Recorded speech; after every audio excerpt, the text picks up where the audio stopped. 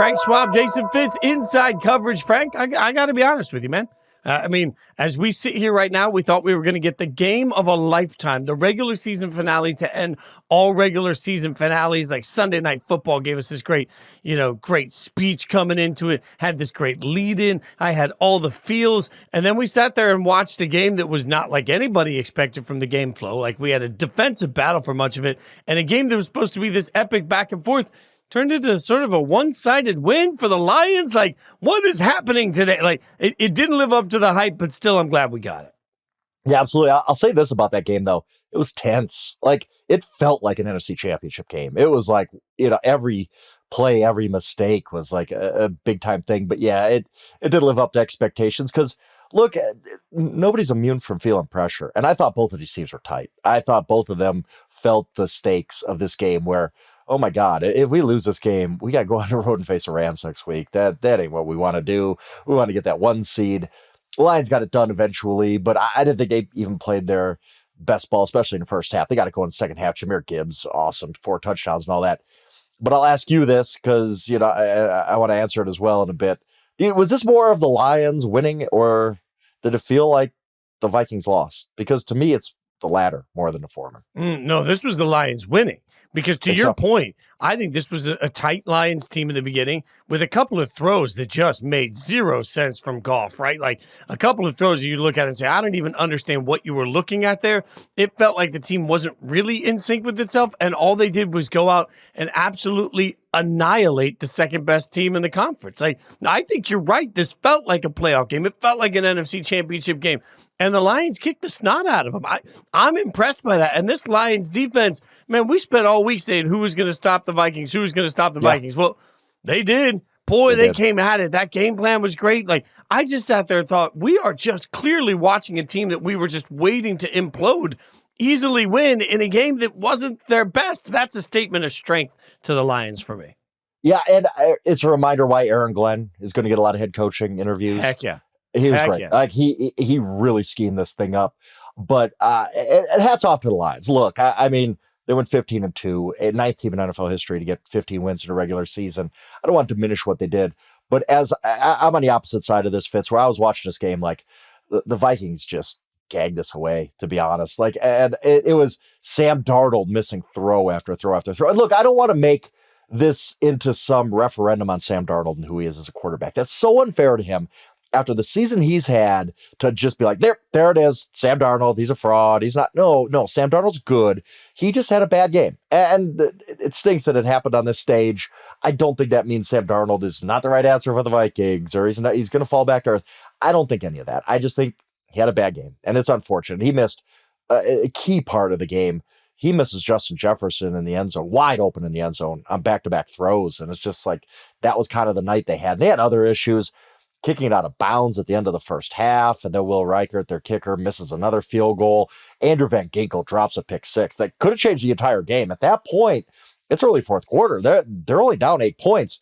Van Ginkel, as we've seen him do a couple times this year, just kind of steps in front of a screen pass, and he's off to the house if he catches it, and he just drops it. And that was kind of the whole game for the Vikings. I thought I don't say this stage was too big for them, but let's be honest, they did not play their best game in the biggest moment. And now they're a 14-3 team that has to go on the road to play the Los Angeles Rams wildcard weekend. I find this wholly unfair. I'm going to keep railing about this. I know this gains a lot of steam every year about this time of year. There is just no reason why you can't have the same criteria to pick the 7 teams. Your 4 division winners, your 3 wildcards. All right, we got our 7 teams. Now let's seed them by record, because there's no earthly reason a 14-win team should be playing at a 10-win team on wildcard weekend. That just makes no sense to me. And Fitz, I'll tell you something. Obviously we're both basketball fans. The NCAA tournament selection committee sometimes gets seeds completely wrong, right? And we talk about the team that gets misseeded. The team that really gets punished is that high seed that they have to play right away in the second round. Some 1 versus 8 game in the second round. We're like, this team was an 8 seed. That this committee screwed this up so bad, it really hurts the 1 seed. Well, I think about the Lions. If next week, Fitz, if the Eagles, the Buccaneers, and the Vikings all win in the NFC, the Lions, who are 15-2 and have done everything right this year, they number one seed, all that stuff. You know, they play their first game in divisional round weekend. They play a 14-3 Vikings team. That's just wholly unfair to them. That makes no sense. But the Vikings would be the lowest seed remaining in the NFC playoffs. That ain't fair to Detroit. We need to get this system fixed a little bit because this shouldn't happen. But anyway, long story short, Lions, hey, did their job, got it done. They're 2 home games away from a Super Bowl, while the Vikings have to travel to LA for what's going to be a really, really tough wildcard game. I do think it's important to go back to a second here on the Sam Darnold thing. This doesn't have to be a referendum on Sam Darnold. You're right. But it is fair to say Sam Darnold was horrible in this game. I mean, 18 of 41. 18 of 41 in a game where they only got 16 carries out of the running backs total in this game, and they weren't effective carries. There was one really good carry for Cam Akers. The rest of this game, they were not effective carries. So you're not running the ball well. Now that's put more pressure on your quarterback to throw. You've got the best weapons in the world, we think, and you turn around and you're just inaccurate. This wasn't like receiver, quarterback on the wrong page. This was Sam Darnold being inaccurate. So I think it's important to stress here that, yes, Sam Darnold, you can be a great player, having a great year, but you still had a really bad game. And that's what this was at the end of the day. Sam Darnold's got to fix that quick going into the playoffs, because while it's not fair to judge a great year by this one moment, if that had been a playoff game, if Sam Darnold plays that way in the playoffs, it will only cause that murmur to become a yell. Yeah, the screaming everybody will have, this referendum that you can't go sign Sam Darnold, which I think is ridiculous, but that's what happens if he has this same game in a playoff game. No, and it's true. Like, we all watched just 7 days ago, Monday Night Football. Brock Purdy would torch this Lions defense. Like, we've seen the Lions defense late in the season give up some huge games. Josh Allen, another one. And this Vikings team could only muster 9 points against that Lions defense. And the Lions defense came to play. Mick Robertson played a great game against Justin Jefferson. And like we've said, Aaron Glenn schemed things up really, really well. But at the end of the day, he still only scored 9 points on this Lions defense that lost Terry and Arnold to a leg injury in the first half. Like, this was a bad performance by this Vikings offense. It was not Kevin O'Connell's best game by any means. Definitely not Sam Darnold's best game by any means. And yes, he has to own that. That's Sam has to own. And I think he'll get better. I think he'll bounce back in the playoffs. But yeah, this was kind of a rough one. This was for everybody involved in the Vikings. It just stinks so much that, you know, they're the first 14-win wildcard team in history. The record was 13 wins for the 1999 Titans, who, by the way, made the Super Bowl. So it's not like the Vikings season's over or anything. But to win 14 games and feel like it's a disappointment at the end because you're a wildcard team, you don't even get a home game out of this. It kind of stinks for the Vikings to have this kind of storybook season. And ultimately, like, what's your reward? Okay, go play Sean McVay and Matthew Stafford and Puka Nacua in the first round on the road. Like, that's a really tough thing. But hey, whatever. We all knew the rules coming into this game. We all knew the stakes going into this one. And the Vikings didn't rise to the occasion. So as you mentioned, the Lions get the number 1 pick. The Vikings, number 1 pick. The Lions get the number 1 seed, I should say. Got my mind on the draft. The Vikings will now be the 5 seed on Monday night. They will head to L.A., where they will take on the Rams. I do quickly, before we move off this game, aggressive. Well, let's just acknowledge, we keep asking ourselves, is there a spot where, you know, Dan Campbell is going to change any part of his flowers? That's the number of times everybody says, well, he won't keep going for 4th downs in these key situations. In this game where everything was on the line, they got touchdowns on 4th downs because, man, not only were they going for it on 4th, the play calls on 4th down were aggressive. And it's just, I think it's time for everybody to just stop the discourse on this. There's no more question of, will the situation change who Dan Campbell is? No. Live or die, win or lose, at the end of the day, they are going to absolutely 100 times out of 100 times make the most aggressive decision. That is the identity of what they're going to do. Yep, be ready for it, for better or worse. And what I loved at the end of the game, though, about 5 minutes left, and there's a 4th and 3. The Vikings are down 15 at that point. Lions can go up 18 with a field goal, well within range, obviously. And the Lions leave their offense on the field, and everybody's just thinking, crazy Dan Campbell, right? And they had the perfect snap count for it and got the Vikings offside. And you're like, this entire season, 2 seasons, whatever, 4 seasons that Dan Campbell was leading up to this moment of, we're going to get him. We're going to get him at some point on a snap count. And they sure did. They tricked him. They got him to jump off sides, which you rarely see. But the Vikings, of course, think the Lions are going to go for it. we're taping this right after the game, so I don't know what Dan Campbell said about that situation, even if he's asked about it. I wonder if they were going to snap the ball. I don't think they were. I think they were going to take a delay game and kick the field goal, but it's Dan Campbell. Who knows? Like he could have had a play action pass to Penei Sewell called up. We just don't know with these lines because that is their identity, and sometimes it drives me nuts. And I'm sure it drives Lions fans nuts at some point. We can go back to the NFC Championship game last year and say, boy, if you just might have played it differently here. But I do respect there's something about, hey, this is who we are. We're not changing. Better or worse, we know who we are. We know what we want to do. And Chris Collinsworth had a great line during this game. When it's like 4th and 5, and the offense doesn't even come off the field, and Collinsworth says, do you think they even asked Dan about it anymore? I just laughed because they probably don't. They just know, like, oh, okay, we're going for it. No, there's not a discussion on the sideline. And there's something to be said about that. And again, over this next month, better or worse, that's what they're going to do. Yeah. All right. So they get the 1 seed. The Vikings get the 5 seed. That was the big game of the day. Another game that was huge for consequences already. And that's unusual. We would put a game that had this little to do with the playoffs in, but Buffalo, with their 3rd string quarterback for much of the game, loses to the New England Patriots. Ripple effects on this, huge. The Patriots win 23-16. First and foremost, by winning the game for the Patriots here, New England did not get the first overall pick in the NFL draft. So it felt like when the day started, Patriots fans felt really confident that, we've got our quarterback. We're going to get the first pick in the draft. We're going to be able to trade a king's ransom to somebody that wants quarterback, rebuild our whole franchise. And instead, they win a game against 3rd stringers, and all of a sudden now they find themselves slipping to a lower draft pick. And then on top of all of that, it took very little time after the game for the breaking news that Jerod Mayo has been let go after only 1 season. So Jerod Mayo out as the head coach. A lot of speculation right now that Vrabel has already expressed interest in the job and that this is his job to be had. But most importantly here, the Kraft family made it clear that they had picked a successor, and after only 1 year, Jerod Mayo is out.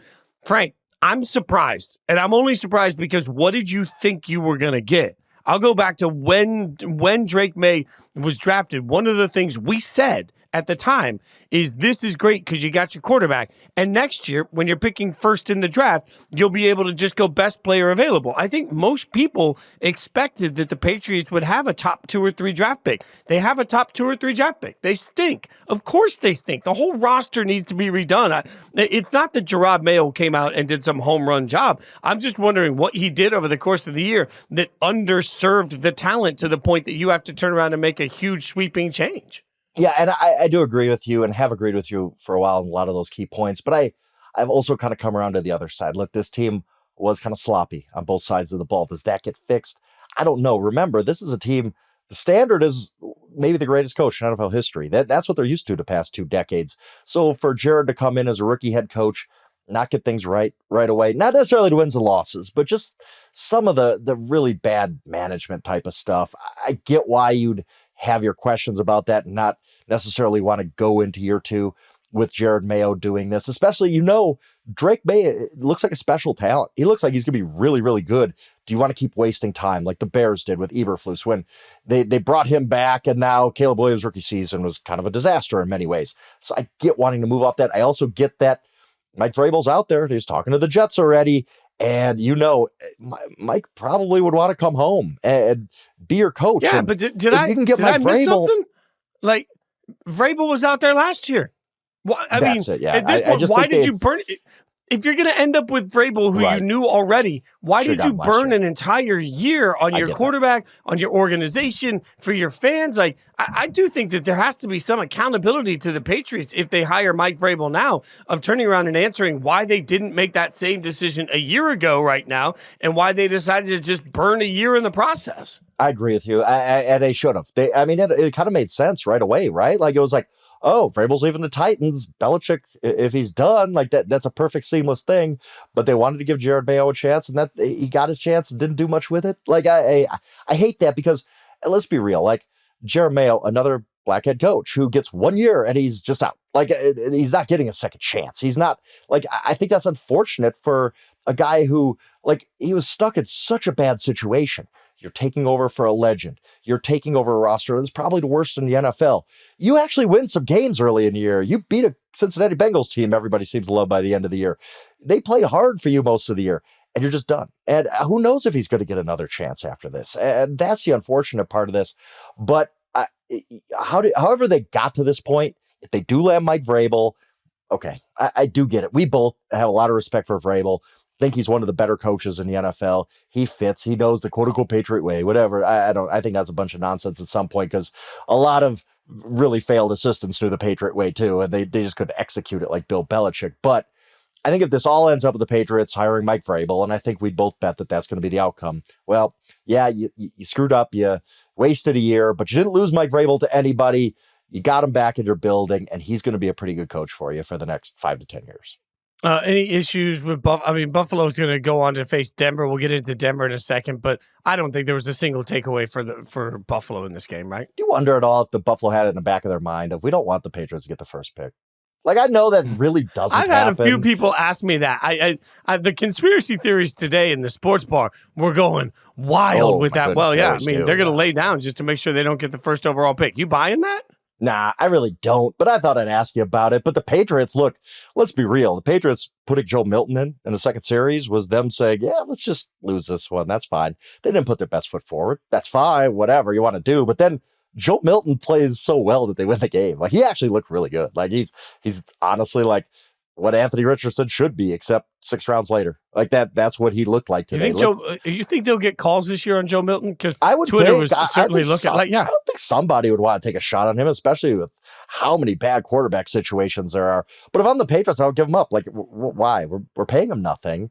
Backup quarterback's an important job, and he looks like he could be pretty good down the line. Like, why not just see this thing through? And unless you get blown away with an offer, which I don't think is going to happen. But I found it funny that the Patriots, look, whatever, there was some gamesmanship there of, yeah, okay, we know if we lose, we get the first pick. So, Joe, go do your worst.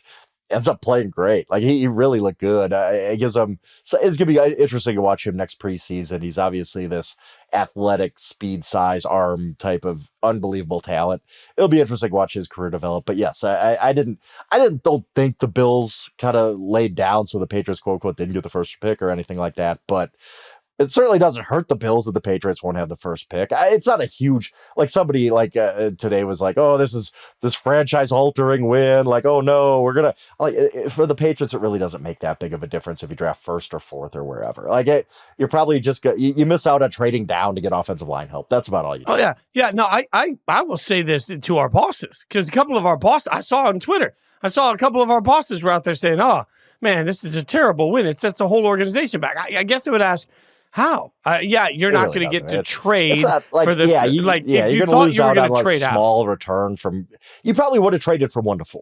So it was somebody who wants a quarterback, but you're not getting the Bryce Young trade. Like, neither of these guys, Shedeur Sanders or Cam Ward, are worth that. So probably a couple mid-round picks, a second maybe. Yeah, would you rather have them?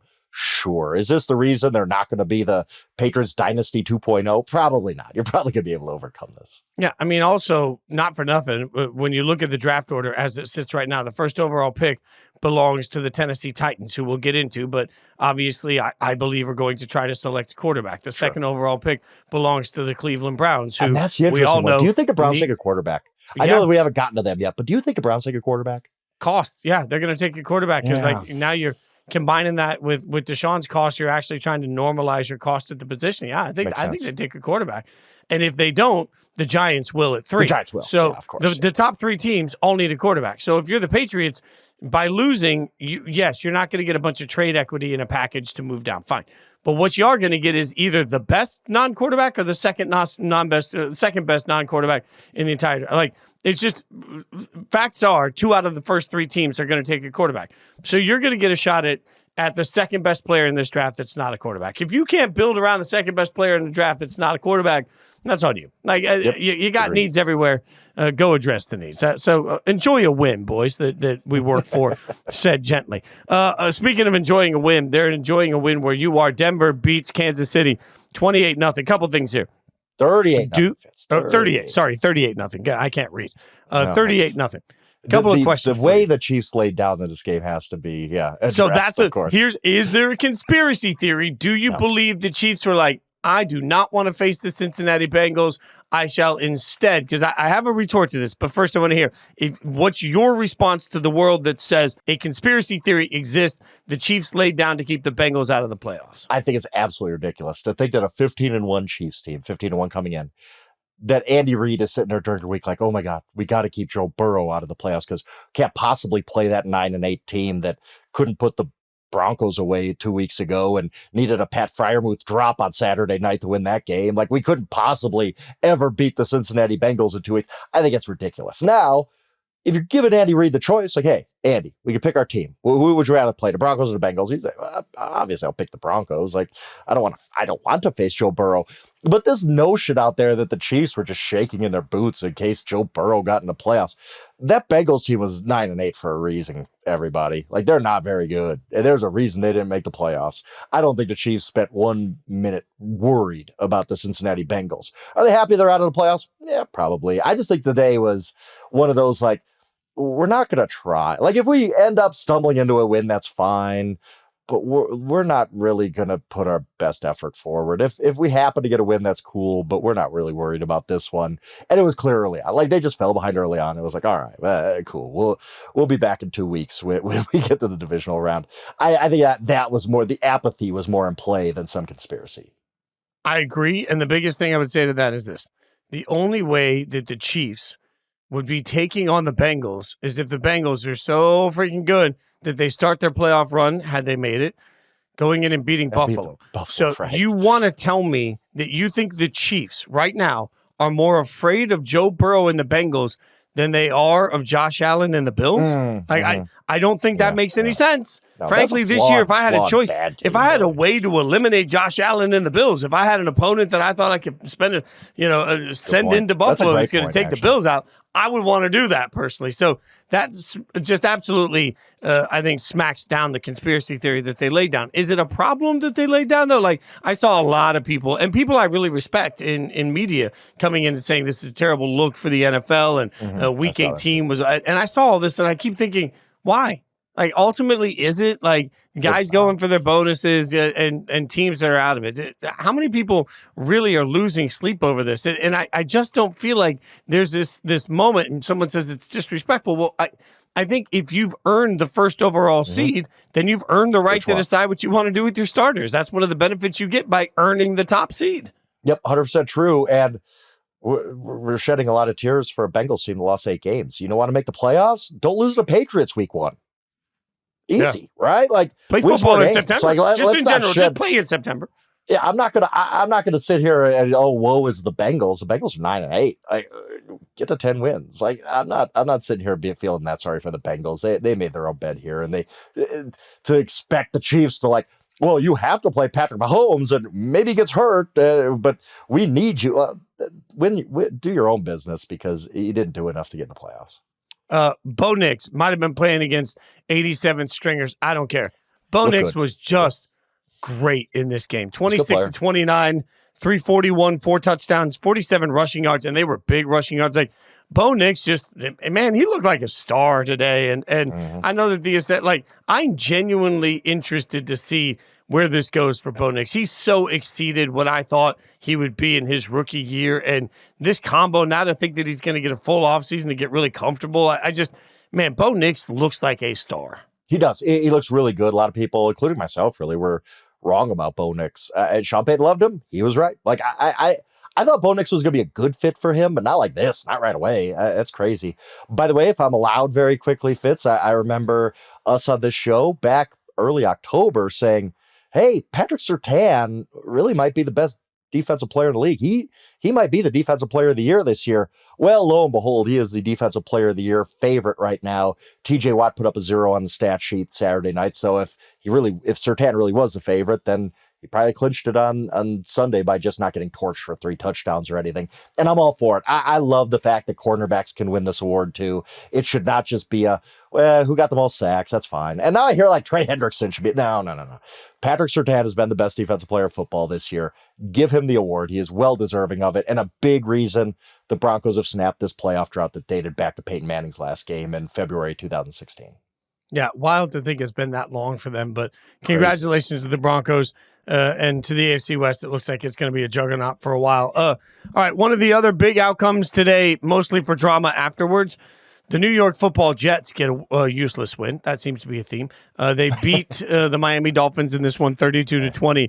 Aaron Rodgers, man, like Aaron Rodgers just he had a day. He had a great day where you looked at it and it was fun to watch him play. He and Devontae were just out there like it looked like two best friends playing football. It really did, and you saw the joy that we haven't seen. And there's some questions about whether or not this is his last game. There's also now questions because Tyreek Hill, after the game, made it clear that he wants out. The quote, "I'll have to do what's best for me and my family. If that's here or wherever the case may be, I'm about to open up that door for myself. I'm out, bro. It was great playing here, but at the end of the day, I have to do what's best for my career."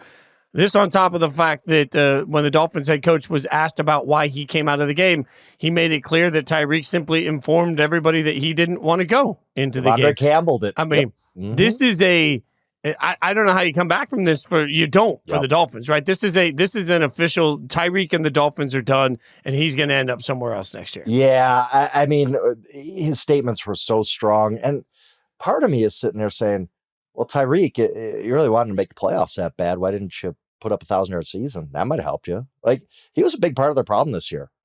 His yards per game dropped nearly in half. He was not the same player and could have been a wrist injury he suffered before week one, the police incident and all that. I don't care. Like, at some point, like, you're the guy making all this money. You're the guy that's demanded contract renegotiations and all this a bunch of times. The guy that demanded a trade out of Kansas City.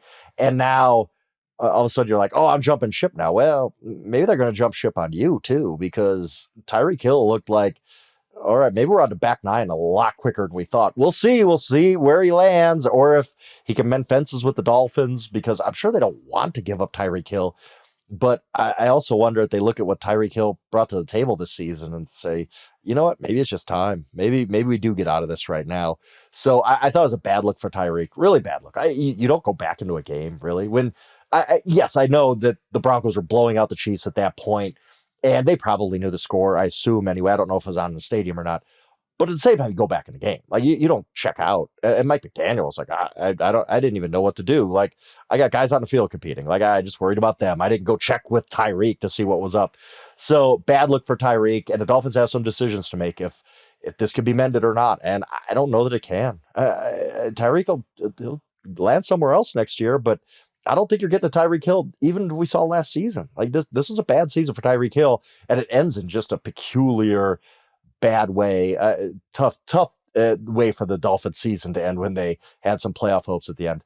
Let's talk about Aaron Rodgers, because this was fascinating to me. Look, he has been one of the greatest players I've ever seen play. Like, an absolute magician out there at times. His 2011 season might be the best I've ever seen a quarterback play over an extended period. Just absolutely unbelievable. And today was a throwback to that. He looked like he was having fun. He was making plays, 3 to 4 touchdowns. And I had the question, Fitz, does a game like this make it more or less likely he comes back? Because on one hand, you could say Aaron Rodgers played like that today, and he probably in his mind was like, yeah, I still got it. I'm finally feeling good. I'm feeling healthy. I could come back and play for another year. Why not? But I also wonder if Aaron Rodgers is like, it's a pretty good way to wrap up my career. If this is it, I'm pretty happy stepping away on a 4-touchdown game where I was having so much fun with Devontae Adams. And we did get a win to end this miserable Jets season. I don't know. What do you think? Does a game like this push him closer to returning because he feels like he's still got it? Or closer to, hey, that's a good curtain call, and I'm going to call it a career? I think the fact that he did it with Devontae having such a good moment too, like, I think that makes it, for a lot of guys, that makes you feel like you pulled back in.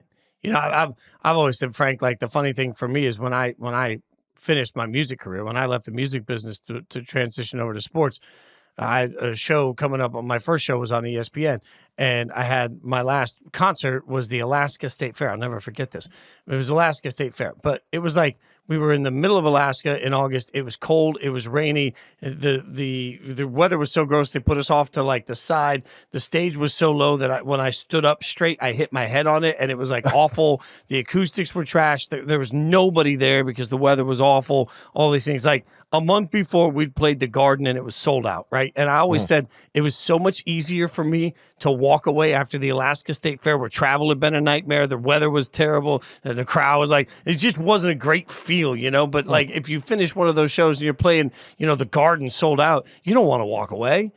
So if you're Aaron Rodgers, you just beat the Dolphins. You had one of those games where you were flying around, you were throwing the football like you used to do on the move. Like so many athletes continue to be drawn to the sport. I could totally see where that's like, no, I still got it. That was fun. Like, we don't need to call this thing. The hard part is that the Jets have to make a decision too. Do they even want to deal with him? And if they don't, then does he want to deal with somewhere else completely? Like, it's such a wild card. I think it would make everybody's life easier if Aaron Rodgers was just like, I don't want to do this anymore, because then nobody's tempted to figure it out. Where it gets really difficult is that the quarterback market is so bad and so many teams need one. If he decides he's come back, he's going to get money to start somewhere next year. There's no doubt about it.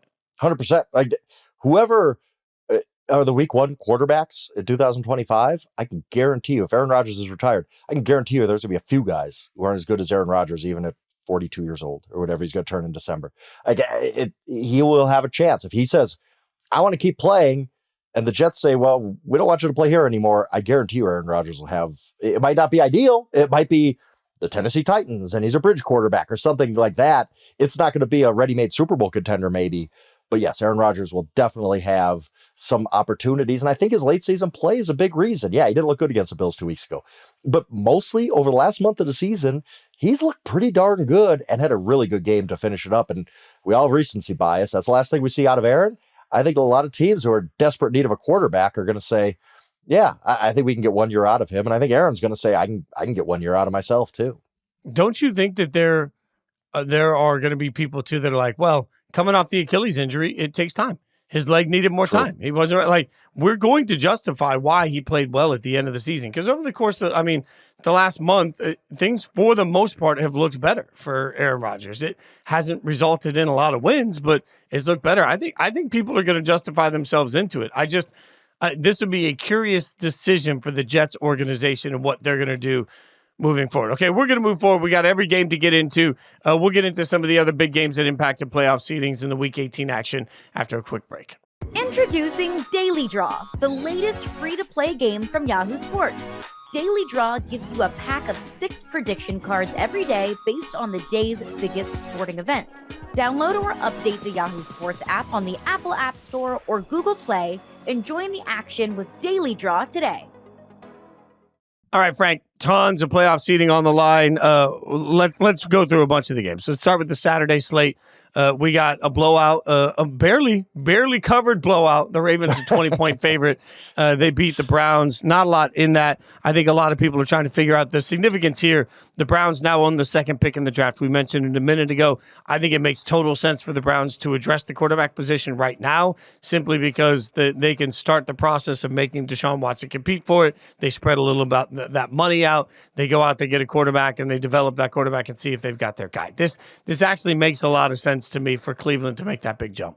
It does. At some point, you got to admit the Deshaun thing didn't work out. What's our exit? And the exit route is Shedeur Sanders, maybe, or Cam Ward, whoever falls to number 2. So I can understand it. We'll see if they do it. A lot needs to be worked out before then. I think on the Ravens side of this, look, you win the division, you're in position to make a playoff run now. It's not going to be easy. Probably going to have to beat the Bills and the Chiefs on the road in back-to-back weeks if you even get out of first round. I think they'll beat the Steelers, but who knows? It's playoff football. But I think we see the brilliance of Lamar Jackson. We see what Derrick Henry brings to this team. We see how much better the defense is. This wasn't always a pretty game for the Ravens by any means. Like they did, like it was like, are you guys going to put this away at any point? Like it was a long time like that. But I think when we get to the playoffs, we see, yes, this Ravens team is absolutely capable of making and winning a Super Bowl. They're obviously that good on offense, maybe have the MVP of the league, and the defense has come around. So, yeah, they handle business. Stefanski back next year. I think Stefanski is back for Cleveland. Should be. Like I don't think Kevin Stefanski's our problem. Like this was just it just got away from them quickly, and they made changes on the offense. Ken Dorsey fired his offensive coordinator right after the season, before the Sunday games even kicked off. So there'll be some changes, but I don't think Stefanski is their problem. Yeah, I agree with that. All right. Speaking of changes, there might be some changes coming of some sort for at least for Cincinnati. They did, though, win 19-17 over the Steelers. We'll see what it means for how that defense is shaped for the future, as everyone has seen at this point. You know, if you're Cincinnati, it was a season lost. You had the league-leading quarterback, you have the league-leading wide receiver, and you have the sack leader. And from that, you get nothing, essentially.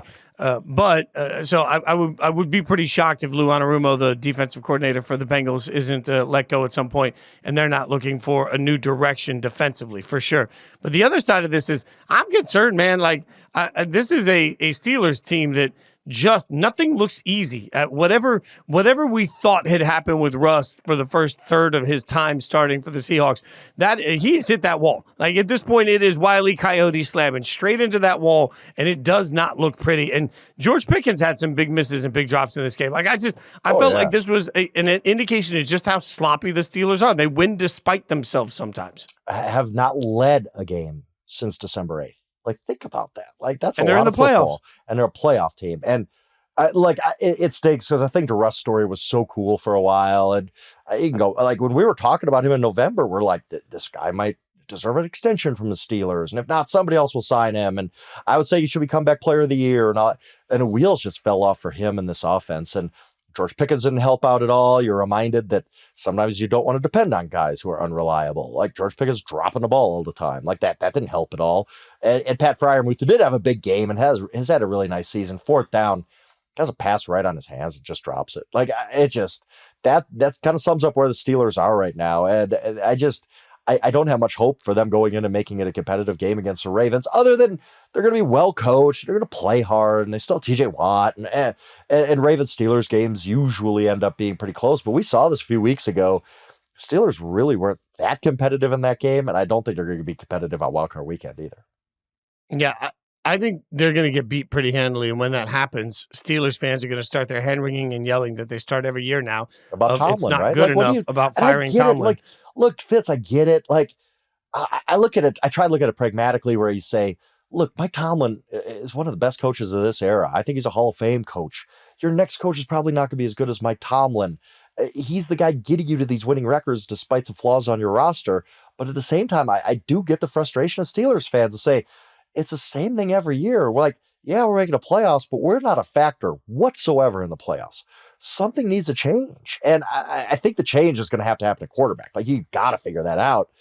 But I at least could take a step back and understand their frustration about the Tomlin era, the last few years of it anyway, where they're just good enough to post a winning record, just good enough to sneak into playoffs and get blown out on Wildcard Weekend. And what really, like, it's an accomplishment to make a playoffs. I get that. But is that all there is, Manny? Like, this is it? Like, this is all we get? Like, I understand their frustration with how the last few years have gone. Sure. You know what, Steelers fans, I hope you're right. I hope they go out and they just right away just fire him. Because let me tell you, I would love to have Mike Tomlin coaching my beloved Raiders. You know what? I wouldn't even get a phone call. Just get out now. Like, I mean, you know what? Just give him a one-way ticket to Las Vegas to get a little R&R and recharge. And if he happens to stay there, that's fine. I hear all the frustration, and I do understand it for Steelers fans. I just think that you got to remember sometimes that making the playoffs year in and year out and constantly being within arm's reach of a championship is not easy to do. Otherwise, every team would be in that situation, and they're not. So, yeah, it's kind of a tough merry-go-round to be on. I at least can step back and understand that. But yes, for somebody like a Raiders fan, a Jets fan, a Jaguars fan, whatever, like, yeah, it's not the worst thing to make the playoffs every year, even if you're getting blasted in round one. So let's get to a shocking result, and I do mean shocking. Carolina takes down Atlanta 44-38. Bryce Young, 25 of 34, 251, 3 touchdowns, 2 rushing touchdowns. Here's the thing. Like, Atlanta had everything to play for until overtime. They had no idea what the outcome of that game was going to be. They had everything on the line, and Carolina took it to them. I thought this was another step in this. Wow. Bryce Young, better than we expected. Benching Bryce Young has officially worked. It officially helped him for whatever reason. And if I'm Carolina right now, even though I'm going into this offseason, yet again, I've got the 8th overall pick this year from Carolina. You got the 8th pick in the draft, but you're still looking at it and saying, you know what? We're not desperately searching for a quarterback anymore. Like, we got our guy. We're going to be fine. We're just going to continue to add pieces around him. I thought this was a statement win for Carolina. Absolutely. And this is for all the people we've talked about this past few weeks, for all the people out there who are like, just lose, it's better for your draft position. Like, no, you go into the offseason on that kind of win, feel pretty good about yourself. Bryce Young, 5 touchdowns, 3 passing, 2 rushing. He looked good today. Like, this was, like you said, a statement win. Like, Dave Canales gets to hold his head up pretty high going into the offseason and say, we're making strides. We're doing this well. Hats off to the Panthers. This is a big win for them and a big day for Bryce Young. I think the luckiest person in the NFL today is Raheem Morris, because if the Tampa Bay Buccaneers would have lost to the Saints, we would have let off the show with like, Raheem Morris does he have to go? Like, to lose this game when the Tampa Bay Buccaneers were for a long time losing to New Orleans Saints. That game was in danger in the fourth quarter. I mean, I don't know how, but the Saints really competed in that game. Had the Falcons lost that and the Buccaneers also lost, that Falcons loss would have been one of the most inexplicable losses you can imagine. Now it's just kind of a whatever. We kind of forget about it because the Tampa Bay won anyway, so who cares? But bad loss for Atlanta, but I think they're going to be fine. They need a big offseason, but they have a lot of building blocks in place. Michael Penix looks legit. Bijan Robinson's awesome. Drake London came alive late in the season with Penix throwing him the ball. A lot to like about the Falcons. Terrible loss today, but oh well. You go in, you regroup in the offseason. You gotta start building around some of these building blocks now. I was also, by the way, shout out to Penix. He was great. I was also, frankly, really stunned by the way the Cowboys-Washington game was going. Like, that Commanders-Cowboys game all the way down to the wire looked like the Cowboys were going to take it to them. And I sat here and thought, God, like, this is a Cowboys team with Trey Lance. And miss me with any conversation about Trey Lance being a quality NFL quarterback. He is not. He is not. I don't care if he had his best game as a pro. He is not an NFL quarterback. But I watched the Cowboys, even without an NFL quarterback, go blow to blow with Washington. Washington gets a 10-point win, but this thing was in question all the way down to the end of the fourth quarter. Like, I was really impressed with Dallas's fight. I don't think the conversation about McCarthy is as simple as people want it to be. I still believe Mike McCarthy is going to come back in some capacity. I think, Dak Prescott's going to be just fine. I think the Cowboys are going to take a run it back mentality with some of this, but I watched this and I thought, man, if you're looking for a reason to throw McCarthy under the bus, the way they played, even in the loss today, is not part of that reason. This was one of the weirdest games of the day for many reasons, but I think one of the main reasons was if you would have said, yeah, Washington came back, 1 with 6 seconds left, touchdown pass Terry McLaurin, you would have been like, Jaden Daniels does it again. But no, Jaden Daniels was bad in the first half of this game. And then he gets pulled at halftime. Marcus Mariota goes in. And they say it's leg soreness. His legs were sore. Like, what?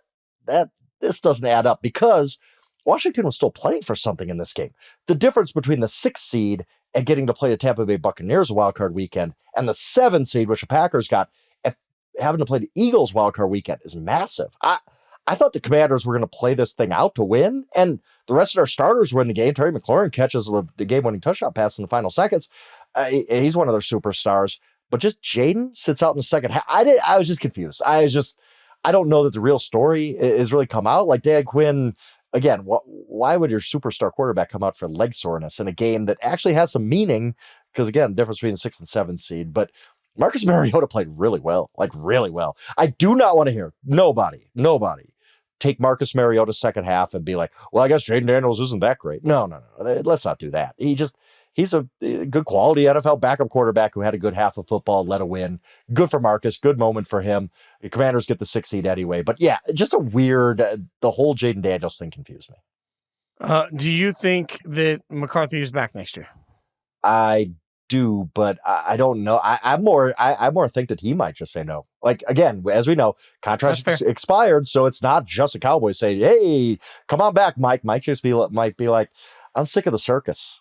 I mean, he even put it out there after the game, said something to the effect of, you know what, whatever they want to do, they do, but I'm a champion. I've won in this league. I've won a Super Bowl in this building, actually. And I think that was a message to all the other teams of like, hey, if I'm a free agent in a few weeks, well, come get me. Because look at my record. It's pretty good and a lot better than usually he gets credit for.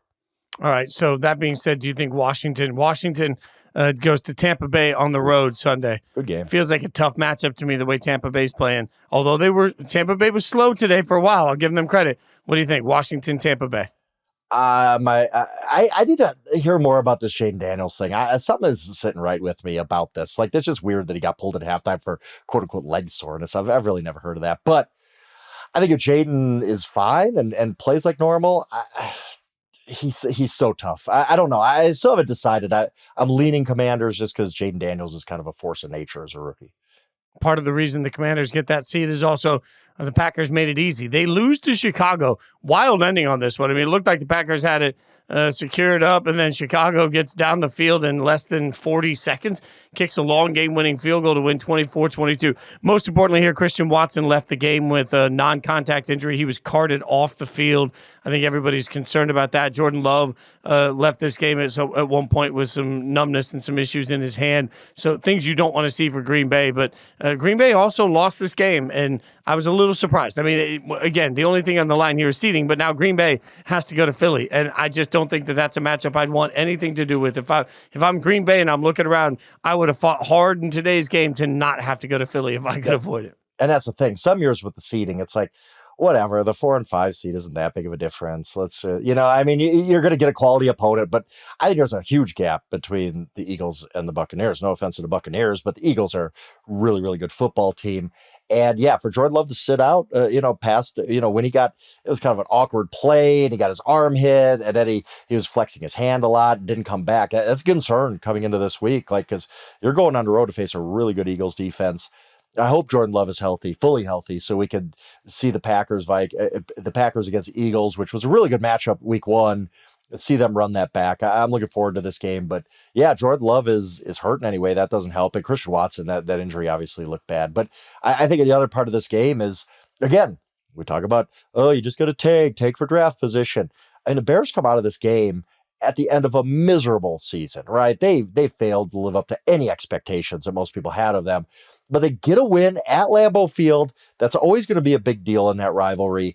And you heard Caleb Williams say after the game, like, this is great for us. Now we got some momentum and, whatever he said. And you realize winning games in the NFL has value. Even if you are a 4-win team or however many the Bears have at the end of the year, there's still value in winning your last game and going to the offseason feeling pretty good about the direction of your team. And yeah, you might lose a spot or two in the draft position. Who cares? Like that was worth it.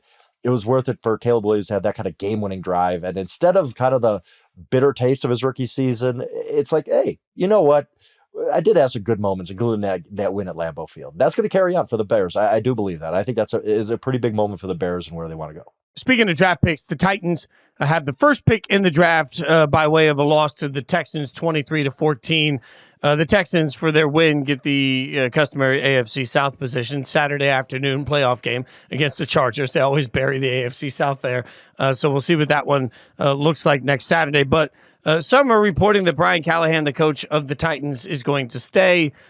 You know how I feel about this. I don't think anybody within that organization has shown something that makes you think that you've got the guy in the room. I don't know what they're basing the decision on. I also think if you're going to pick a quarterback first overall, and I would expect that the Titans would be likely to do that in a quarterback draft that doesn't necessarily have the home runs we've seen in other years. I just think everybody in that building, like, I realized Callahan was with the Bengals with Joe Burrow. Let's see if they believe he's the whisperer. But man, everybody in the building, from the janitor all the way to ownership, has to speak the language of whatever quarterback that they bring in. There has to be a real conscious thought process to development. All of these things, like having the first overall pick is fine. Not blowing it with the first overall pick is something that's a lot more difficult. And I think if you start this revolving door of like, well, now the GM's out, but the coach is in, and then the coach will be out, but another GM will be in, that's how you kill first overall draft picks. Just ask Chicago. Yeah, it's very true. And I mean, for Brian Callahan, I just asked, like, what has he shown that Jerod Mayo didn't, right? Like, Jerod Mayo was one and done, and I think Brian Callahan's was just as bad, if not worse. That team showed no improvement. They showed no signs of life late in the season. They were playing against mostly the Houston backups in this game, got blown out. Like, it's been an absolute mess for the Titans, and I don't know why necessarily you bring Brian Callahan back, other than you don't want to pull the one and done pin. Like, that stinks. Like, that is an indictment of everybody in the organization when you have a coach that's one and done. It's the hiring people, it's the players, it's the coach himself, it's everything. So I get why you wouldn't want to, but I don't sit here with any confidence that they got the right guy there. Like why would I? Like maybe he comes alive in the second year, the better quarterback situation. We'll see. But Brian Callen did not have a good first season, period. That Titans team is awful. They are terrible. I don't know that Cam Ward or Shedeur Sanders changes all of that. Like, I don't know that they're the type of prospect that just transforms an organization. So, yeah, Titans will probably draft a quarterback. You almost have to, like, in that position. Yeah, I don't think you could say no, but I don't know that the guy they draft is going to fix all their problems. Yeah, well said by you. And congratulations to the Texans, who certainly haven't taken the step forward that we thought, but they're still headed to the playoffs. All right, we've got more coaching updates we'll give you with some of the outcomes of the other games. We'll do that, but first we're going to take a quick break. All right, the Colts beat the Jags 26-23 in overtime, a game that I was pretty sure in the first half was somehow going to get Shane Steichen fired, and the Jags are going to win, which would have helped my beloved Raiders draft status. None of that happened. The Jags blow it in the end, and the Colts hold on to win in overtime. The statement has already been made. Jim Irsay has put out a statement explaining that while the results have not been what they expect, both the GM, Chris Ballard, and the head coach, Shane Steichen, will return next year. So no changes coming for the Colts, but certainly a disappointing season for Indianapolis that came down to the wire to beat a disappointing season for the Jags, and now both of those teams just seem like they're stuck in the sea of suck, my friend. Yeah, I heard a lot more calls for Chris Ballard, their GM's head, than Steichen, which I think bringing Steichen back is the right thing. I do think he is a good coach. They haven't gotten it off the ground with him yet, but I still think he deserves another shot. Ballard, I understand why people are a little impatient. Like, this roster really isn't what it needs to be, and they haven't been aggressive enough to improve it at times. So we'll see what this offseason brings, but I don't have a huge problem with them bringing those two guys back. With the Jaguars, I would assume Doug Peterson coached his last game with Jacksonville, but who knows with Shad Khan? Who could ever know? I don't even know if Shad Khan knows he owns the Jaguars anymore. So we'll see. I mean, we're taping this. I haven't heard any news that Doug Peterson's out, but I would assume so. And then you just kind of start everything again, which honestly stinks for Trevor Lawrence, who's just going to have to go through another regime change, it looks like. Yeah, it's the revolving door there. Again, I will remind you that organizations fail first overall picks more often than first overall picks fail organizations. Just going to say that again. Okay, so Philly beats the Giants 20-13 with Tanner McKee at quarterback. Who would have thought? But the Giants obviously are just laying down and trying to get to the draft. They have the third overall pick now.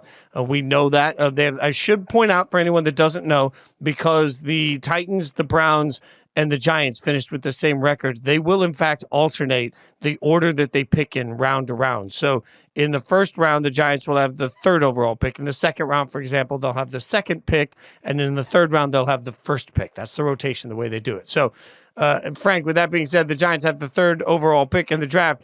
And I keep looking at it thinking, look, there's no way in my mind that Joe Shane, the GM, comes back. We saw Hard Knocks. Everybody knows what he did at this point, letting Saquon out the door and disobeying the specific commands of the owner. I can't imagine he holds his job to that. The Dable thing is a lot more interesting because, man, it wasn't that long ago that Brian Dable was supposedly, a quarterback whisperer, and they trusted him. So now, do you trust him in this draft to try and go out and get his quarterback somehow, if they're lucky enough to in the draft, and try and get it done that way?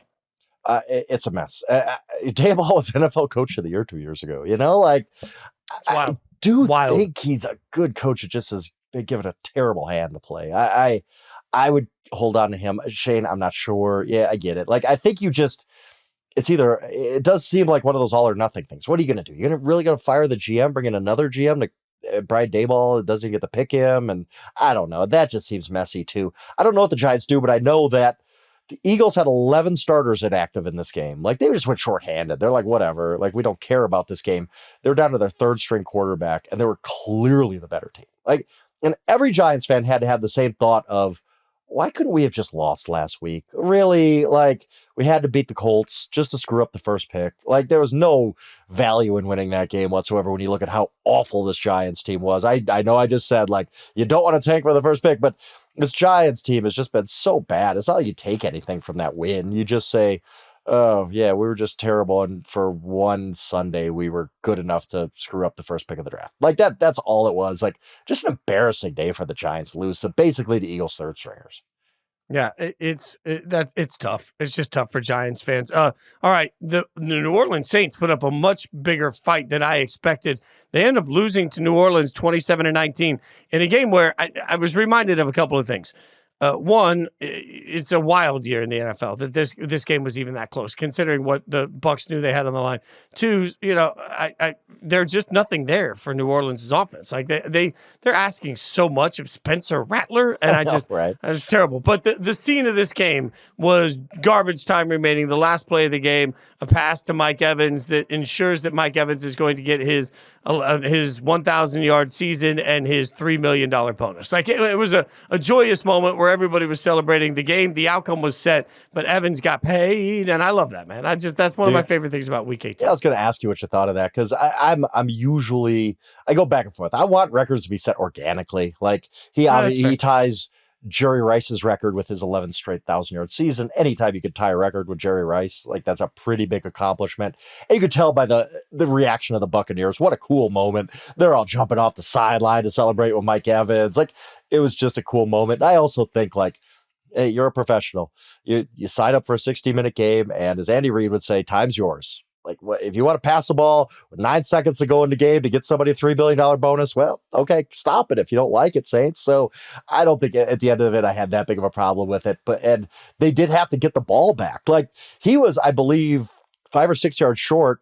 Bucky Irving runs in for a touchdown to extend it. Let's back up just a second here. For most of Sunday, I was watching this game like the Buccaneers are going to lose this game to the Saints. It's a great reminder that when you hear going into Week 18 next year of like, oh, this team has nothing to play for, they're going to get blown out. Teams play hard, man, especially in their finale. If you're not going to the playoffs, this is kind of your Super Bowl. It's your last chance to put something good on tape. The Saints played hard. They played well. They led going into the fourth quarter of this game. So Bucky Irving scores with under 2 minutes left to put him up by 8 to kind of seal it. And Baker Mayfield has it going through his head. He says an expletive when Bucky Irving scores because he's like, now we're not going to get Mike his 1,000 yards, but the defense gets the ball back. They get the ball right to Evans, who gets the yards he needs. I thought it was just a cool moment because you could see the coolest part was just to see how much those Buccaneers guys love Mike Evans, a true legend in this game. He's going to Hall of Fame someday. It was a little bit manufactured, like when you see a basketball guy get his triple-double by throwing the ball off the backboard or whatever. But at the end of the day, it's fine. It's fine. Mike Evans deserves this. He would have been blown past 1,000 yards if not for an injury. So good on Mike Evans and good on the Buccaneers for winning the NFC South. I also think context matters to the fact that, yes, it was a forced way to get it, but they got it at the end of a game that they were winning to win their division to go to the playoffs. So all of that celebration made a lot of sense. I think it probably didn't come off quite as well, even if it was as evenly well intended when Will Levis, was doing the dollar signs to Calvin Ridley after his catch that got him extra money. I think sometimes just the context to it matters. The fact that we all knew what Mike Evans was going for and they got the win, I think we'd be looking at the move a lot differently if it had been done in a loss, if it had been done in a different way. But once they had the win cemented, they also get the money for their guy. And by the way, I did think about this. Like, they're only up 8 points when they do that. And coaches, you've been around coaches enough, I've been around coaches enough to know they worry about every doomsday scenario in the world. And so when they did get the ball back, my first thought was, of course, Evans has this thing. Are they going to try to do it? Because I was like, what if it gets like tipped up and picked off and the Saints run it back? Like, I know that's a very low probability, but probably at some point, Tom Bowles is probably thinking about all this stuff. Like, oh my God, like what if a disaster happens and the Saints run it back and then they get the 2-pointer? We have to go to overtime with the division on the line. It worked out fine, but there's still in the back of my mind thinking like Tom Bowles probably wasn't the most comfortable dude in the world with them passing the ball in a game where they should have been in victory formation. God, you're 1,000%. You're 1,000% right. My beloved Raiders lose. The Chargers get a big win, 34-20. They had their way. Quentin Johnson had a career day in this game. 13 catches. I mean, just absolutely went nuts in this game. A huge game for him. And now we'll start the clock. I'll be honest. I've asked everybody I think would have good knowledge. Nobody can give me any insight. I'm not sure what's going to happen for Antonio Pierce. I'm not sure if he's going to be there. He was mum about it. No comment was all he offered after the game. Also doesn't surprise me. This Raiders team sucked. I mean, we could say it a million different ways, but like they sucked. And I have to remind everybody that Tom Telesco made it very clear going into the draft last year in April. He made it clear that he felt like this roster was not close to being competitive and it needed a lot of things. That's part of why he stuck to the board and took Brock Bowers. Well, I think what you've seen throughout the course of the years is not a very good team. And when a not a very good team is asked to suddenly be a deep team, that's not going to work out well for you. When you don't have a quarterback, it's also not going to work out well. So Chargers get a big win, huge for Harbaugh. This team went from last place to playoffs in 1 year of Harbaugh. I think that's the biggest story out of this, but also what's next for the Raiders. I don't expect a quick move, but I also don't think anybody really knows at this point what Tom Brady and Mark Davis are going to decide to do. Yeah, and you got to wonder, like, okay, they fire Antonio Pierce. Well, who do you get? Like, I don't think this is a great crop of head coaching candidates this cycle. We'll see who gets creative. Steve Sarkisian's name was being brought up. Like, I'm just like, wow, like this is not, it's not the year to need a quarterback in the draft, and it's honestly not really a year to need a head coach either. Like, I don't know. Last year's class of coaches, the crop of coaches that came into the league getting hired was awesome. Like Dan Quinn and Harbaugh, and I think Mike McDonald's going to be good going down the road, and all these guys. But I do think look, I get some things right in the offseason, I get things wrong in the offseason. One of the things I was most wrong about is I kept saying, Harbaugh's been away from the NFL for 9 years. He doesn't really have the roster that he wants. Like, there's a lot of flaws on this roster. He's not going to win right away. This is too hard. This is too big of a challenge. And then Jim Harbaugh just does it. And the only thing I know that I like wildcard weekend right now is I think the Chargers are going to pound the Texans. I think they are going to go to Houston and just blast them. Like that, maybe not blast them. It's not going to be a 40-point win or anything, but I think by the end of that game, we're going to be saying, yeah, the Chargers are clearly the better team, and they deserve to go on to the next round. They're going to make a hard out for the Kansas City Chiefs if they end up playing them. Harbaugh's changed everything about that franchise, everything about the culture in 1 year. Just couldn't be more impressed with Jim Harbaugh coming back to the NFL after 9 years away and kind of picking up where he left off. Just a great year for the Chargers, and they got to be, no matter what happens, even if they lose to the Texans in wildcard weekend, they got to be beyond thrilled at what the future holds, having now a culture-setting coach who just knows how to win. 1,000%. All right, another game that was interesting only for weird reasons. The Seahawks beat the Rams 30-25. This game had nothing on the line, but it had millions on the line because Geno Smith accomplished 3 different bonuses in his contract to win an extra $6 million. And I just quickly want to at least, I know that this season wasn't what Seahawks fans wanted, some of them from Geno particularly, and we spent a lot of the year trying to figure out if Geno was any good. I will say this. He completed 70% of his passes for 4,300 yards, a career high. He had 21 touchdowns. He did throw way too many picks, 15 picks, but for everybody that's sitting here screaming about Geno, all the Seahawks fans, and the up and down year, I would just remind you that there ain't going to be anybody better out on the open market than Geno. Right. Be happy with what you got, because Geno Smith earned $6 million today because Geno Smith's been a lot better this season than most people want to give him credit for being. And they won 10 games. That's one of the reasons Geno got $2 million of those $6 million incentives, because they did get to 10 wins. Like, it wasn't a disastrous season for the Seahawks. It was very inconsistent. There was a lot of frustration. There was a lot of bad losses. But at the end of the day, 10 wins. But even today kind of summed up the Seahawks. The Rams, let me get to this real quick. I don't get why the Rams just kind of tanked this game. Like, they didn't play any starters.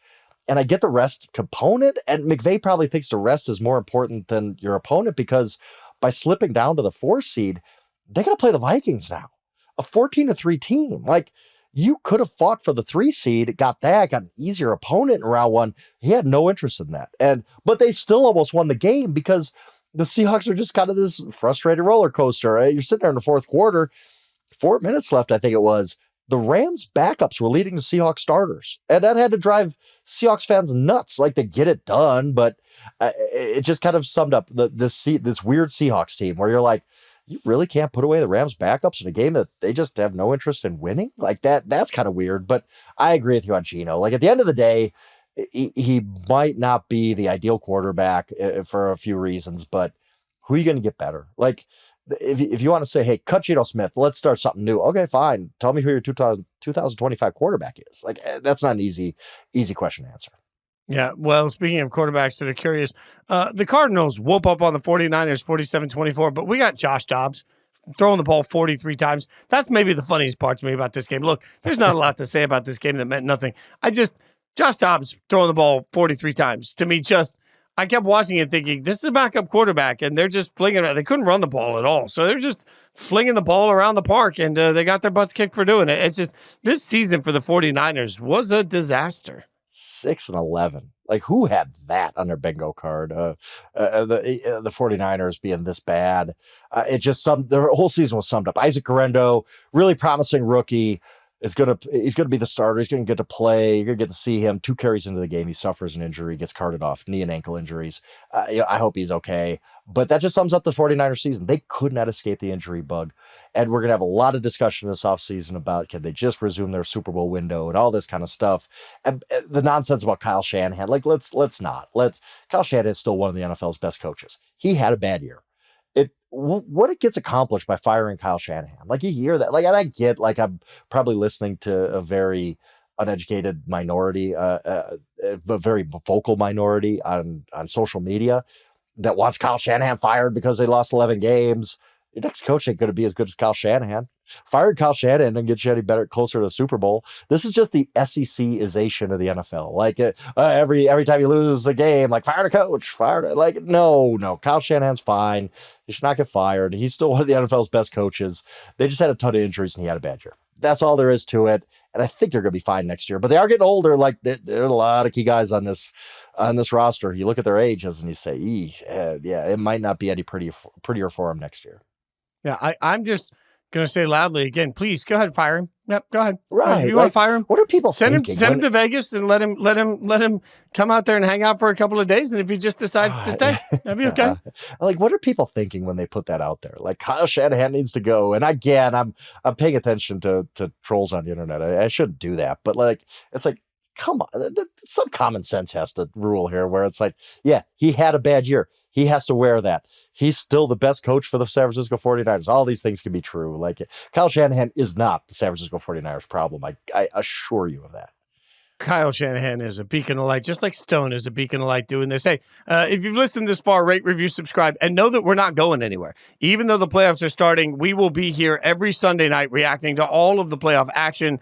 Frank and I basically just love hanging out too much to stop doing that now, just because there's less games to react to. We're going to have to get together on Sundays in April to talk about what, like baseball or something? Like, we'll just we'll watch old games on YouTube. We'll just watch like week 3 on YouTube and break it down like two grumpy old men. Like, we'll be like the Muppets, the two guys in the theater. Like, we're just making fun of our own show on it. It's like a weird, heady Mystery Science 3000 meets the Muppets meets sports content. I got it all figured out.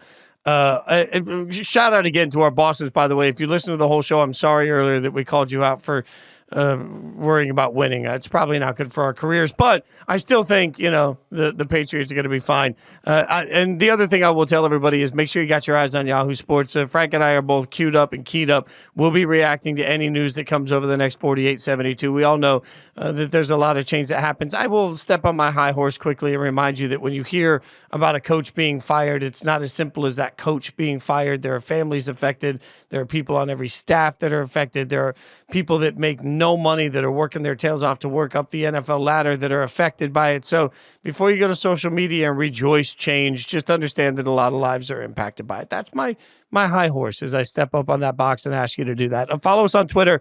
Listen to us. We'll be back throughout the week. We'll be back Sunday. Thanks so much for hanging out with us.